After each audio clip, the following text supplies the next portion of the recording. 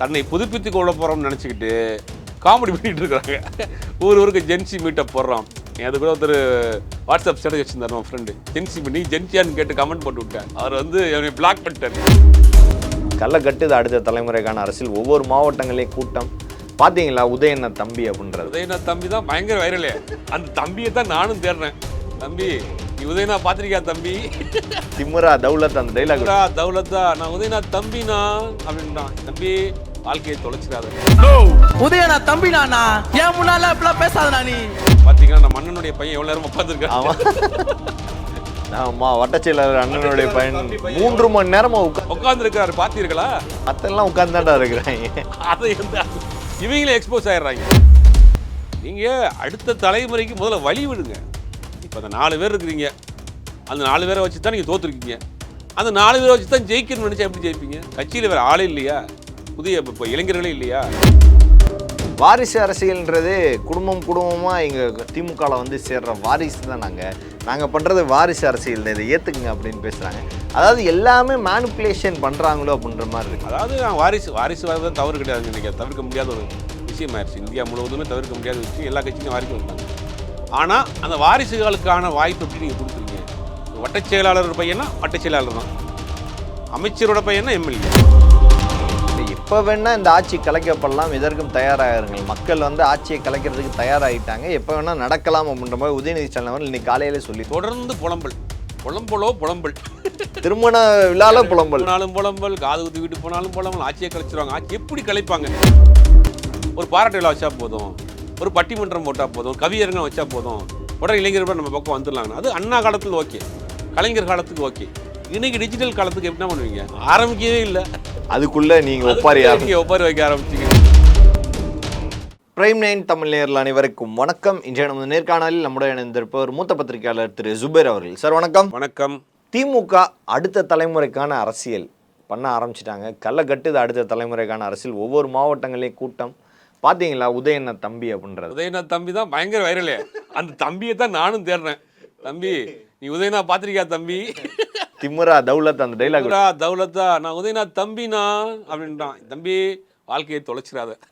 பொழைக்கிற வேலையை பாரு, பொழைக்கிறதுக்கு வழியை பாரு. உதயநாவனி பார்த்துருக்கியா நீ முதல்ல? அதாவது அது எல்லாமே ரொம்ப ஆர்டிஃபிஷியலாக இருக்குது, ஒரு செயற்கையாகவே இருக்குது. அது ஜென்சி மீட்டப் அப்படின்னு நாங்களும் பண்ண போகிறோம் அப்படின்றதுனால அந்த கட்சி நிர்வாகிகளுடைய பையன், முன்னாள் சட்டமன்ற உறுப்பினருடைய பையன், அவங்கெல்லாம் வந்து அதையும் பெருமையாக சொல்கிறாங்க. பார்த்தீங்கன்னா நம்ம அண்ணனுடைய பையன் எவ்வளோ நேரம் உட்காந்துருக்கான். வட்டச்செயலாளர் அண்ணனுடைய பையன் 3 மணி நேரமா உட்காந்துருக்காரு. பார்த்தீர்களா? மத்தெல்லாம் உட்கார்ந்துதான்டா இருக்கிறாங்க. அதை இவங்களே எக்ஸ்போஸ் ஆயிடுறாங்க. அப்போ இந்த உச்சகட்ட காமெடியில் இவங்க என்னன்னா இவங்க தான் ஓட்டு போட்டால் தான் நம்ம வந்து ஜெயிக்க முடியும், இவங்க ஓட்டு போட்டால் நம்ம தோற்று போயிட்டோம் ஓட்டு போடாதனால, புடி எல்லா ஜென்சியும் புடி அப்படின்ற மாதிரி இப்போ இறங்கி அது ஒரு காமெடி பண்ணிகிட்டு இருக்கிறாங்க. நீங்கள் அடுத்த தலைமுறைக்கு முதல்ல வழி விடுங்க. இப்போ அந்த 4 பேர் இருக்கிறீங்க. அந்த 4 பேரை வச்சு தான் நீங்கள் தோற்றுருக்கீங்க. அந்த 4 பேரை வச்சு தான் ஜெயிக்கணும்னு நினச்சா எப்படி ஜெயிப்பீங்க? கட்சியில் வேறு ஆளே இல்லையா? புதிய இப்போ இளைஞர்களே இல்லையா? வேலை செய்கிறதுக்கு ஆட்களே இல்லையா? அவங்களாம் உள்ளே விடுங்க. உடனே வந்து நான் ஒரு திருமண கூட்டத்தை போட்டு ஒரு பதிலடி கொடுத்துரு. யார் கூட்டம் கேட்குறாப்ப? சென்னை மாதிரியான பெருநகரங்களில் ரோட்டை மறைச்சி நீங்கள் கூட்டம் போகிறீங்கன்னா யார் கேட்குறா? கட்சி நிர்வாகியை கூட்டு வரீங்க, இல்லாட்டி 100 ரூபா 500 ரூபா கொடுத்து கூட்டு வர்றீங்க.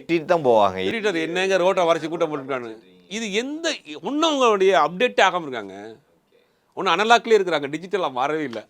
இதில் உங்கள் ஜென்சி அரசியல் வேறு பண்ண போகிறாங்களா? ஜென்சி அங்கே போய் பண்ணுறதும் இந்த குடும்ப அரசியலாக தான் இருக்குது. ஆமாம், அவங்க கூட்டு வந்து அது கொஞ்சம் கட்சிக்காரனா. அதாவது இவங்க வந்து தன்னை புதுப்பித்து கொள்ள போகிறோம்னு நினச்சிக்கிட்டு காமெடி பண்ணிகிட்டு இருக்கிறாங்க. ஊருக்கு ஜென்சி மீட்டப் போடுறோம்.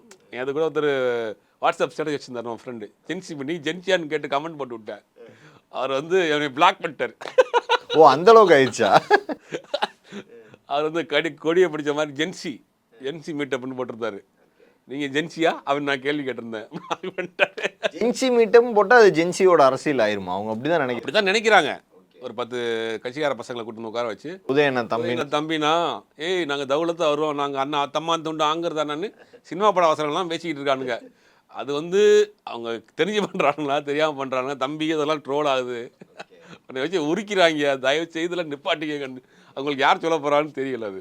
இல்லை அவங்களுக்கு கொடுக்குற ஸ்கிரிப்டே அப்படி தான் கொடுக்குதா என்னன்னு தெரியல. ஏன்னா வர்ற எல்லாருமே வட்டச்செயலர் மாவட்ட செயலர் இவங்களோட பிள்ளைங்க மாமா பசங்க இப்படி தான் அவங்களே அதை மேடையில் பேசுகிறாங்க. பெருமையாக பேசுகிறாங்க. அண்ணன் இவ்வளோ நேரம் உட்காந்துருக்கு. அண்ணனுடைய வட்டச் செயலாளர் அண்ணனுடைய தம்பி 3 மணி நேரமாக மகன் உட்கார்ந்துருக்கிறார். இவர் பார்த்தீங்கன்னா மாவட்ட செயலாளருடைய மகன் 2 மணி நேரமாக உட்கார்ந்துருக்கிறார். நம்மோட வந்து உட்கார்ந்துருக்காரு. என்னடா கடவுளா வந்து உட்கார்ந்துருக்கா? அதாவது இவங்க வந்து ஒன்றும் அதை வந்து அடுத்த கட்டத்துக்கு நகர்த்தி கொண்டு போகிறதோ தெரியல. நம்ம பல முறையாக தேர்தலுக்கு முன்னாடியே சொல்கிறோம், ஒரு தலைமுறைக்கான அரசியலே அதிமுக திமுக செய்ய தவறிடுச்சு. அதனால தான் அண்ணாமலை பக்கம் போய் நின்னாங்க, சீமான் பக்கம் போய் நின்னாங்க, விஜய் பக்கம் போய் நின்னாங்க. நீங்கள் செய்ய தவறிக்கிட்டே இருக்குதுங்கன்னா மான் பண்ணிகிட்டே இருந்தோம். நீங்கள் அதை முன்னெடுக்கவே இல்லை. அவங்க அந்த அரசியல் எப்படி நினச்சாங்கன்னா, ஒரு கூட்டம் போட்டால் போதும், ஒரு பாராட்டு விழா வச்சா போதும், ஒரு பட்டிமன்றம் போட்டால் போதும், கவியரங்கம் வச்சா போதும், உடனே இளைஞர்கள் நம்ம பக்கம் வந்துடலாங்கண்ணா. அது அண்ணா காலத்தில் ஓகே, கலைஞர் காலத்துக்கு ஓகே. இன்றைக்கி டிஜிட்டல் காலத்துக்கு எப்படி என்ன பண்ணுவீங்க? அதுக்குள்ளே இறங்கி போய் அரசியல் பண்ணும். அதை அவங்க தவிர்த்துக்கிட்டே வர்றாங்க. இப்பயும் தப்பாக தான் பண்ணுறாங்க. அந்த ஜென்சி மீட்டப்போ நீங்கள் மீட்டிங் தான் போடுறீங்க. ஆமாம், அதுவும் மீட்டிங்காக போட்டு கட்சிக்கார பையனை கூட்டு உட்கார்ந்து பேசுறீங்க. அதுவும் புகழ்ந்து பேசுகிறாங்க. புகழ்ந்து பேசுறது எப்படி வளரும்? அப்போ இவங்க வந்து ஒன்றும் அப்டேட் ஆகணும், இன்னும் நீங்கள் கொஞ்சம் வளரணும். வாரிசு அரசியல்ன்றது குடும்பமாக எங்கள் திமுகவில் வந்து சேர்ற வாரிசு தான் நாங்கள் பண்ணுறது வாரிசு அரசியல், இதை ஏற்றுக்குங்க அப்படின்னு பேசுகிறாங்க. அதாவது எல்லாமே மேனிப்புலேஷன் பண்ணுறாங்களோ அப்படின்ற மாதிரி நார்மலைஸ் பண்ணுறாங்க. அதாவது வாரிசு வர்றது தவறு கிடையாதுங்க. இன்றைக்கி தவிர்க்க முடியாத ஒரு விஷயம் ஆயிடுச்சு. இந்தியா முழுவதுமே தவிர்க்க முடியாத விஷயம். எல்லா கட்சியிலையும் வாரிசு வந்தாங்க. ஆனால் அந்த வாரிசுகளுக்கான வாய்ப்பு எப்படி நீங்கள் கொடுக்குறீங்க? ஒரு வட்டச் செயலாளர் பையனா வட்டச் செயலாளர் தான், அமைச்சரோட பையனா எம்எல்ஏ. இதுதான் இங்கே சிக்கல். வாரிசை நம்ம வேணானே சொல்லலை. வாரிசு வாங்க, யாருனாலும் வாங்க. ஆனால் அந்த வாரிசை நீங்கள் எப்படி பயன்படுத்துறீங்க? பையன் எம்எல்ஏ ஆகணும், அமைச்சர் பையன் வட்டச்செயலாளர் ஆகணும், இந்த மாதிரி ஏன் கொடுக்க ஒருத்தன் வட்டச்செயலாளருடைய பையன் அரசியலுக்கு வரானா வட்டச்செயலாளராக தான் இருப்பான். அதை தாண்டி நீ வந்துடக்கூடாது. ஒரு அமைச்சருடைய பையன் வாரிசு வந்தானா அவனை எம்எல்ஏ ஆக்கலாம், அமைச்சராக்கலாம்.